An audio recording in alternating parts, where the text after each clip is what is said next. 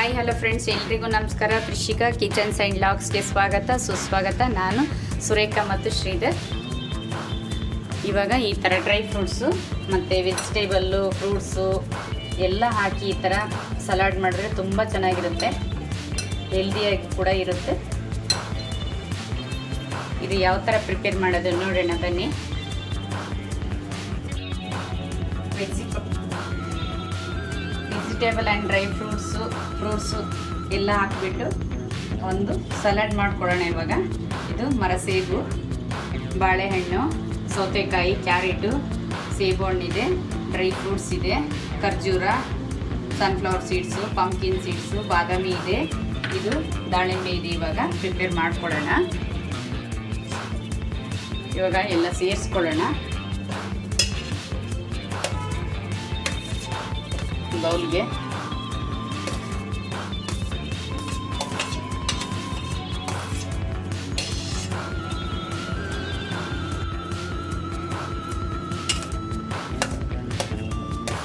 Apple,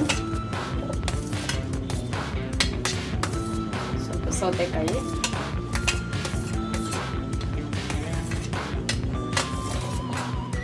ಹಣ್ಣು ಯಾರು ತಿನ್ನಲ್ಲ ಅಂತಾರೆ ಮನೇಲಿ ಮಕ್ಕಳು. ಈ ಥರ ಎಲ್ಲ ಮಾಡಿಕೊಟ್ರೆ ತುಂಬ ಚೆನ್ನಾಗಿ ತಿಂತಾರೆ, ಎಲ್ರಿಗೂ ಇಷ್ಟ ಆಗುತ್ತೆ. ಎಲ್ಲ ಫ್ರೂಟ್ಸು ವೆಜಿಟೇಬಲ್ ಎಲ್ಲ ಮಿಕ್ಸ್ ಮಾಡಿಕೊಟ್ರೆ ತಿಂತಾರೆ ಮಕ್ಕಳು.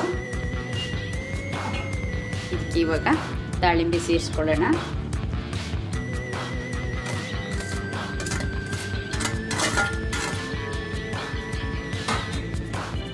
ಇವಾಗ ಸ್ವಲ್ಪ ಡ್ರೈ ಫ್ರೂಟ್ಸ್ನ ಸೇರಿಸ್ಕೊಳ್ಳೋಣ.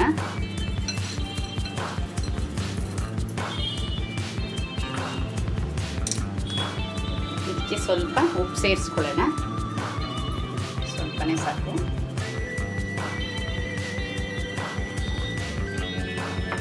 ಇದನ್ನು ಕ್ಲೀನಾಗಿ ಒಂದು ಮಿಕ್ಸ್ ಕೊಡೋಣ.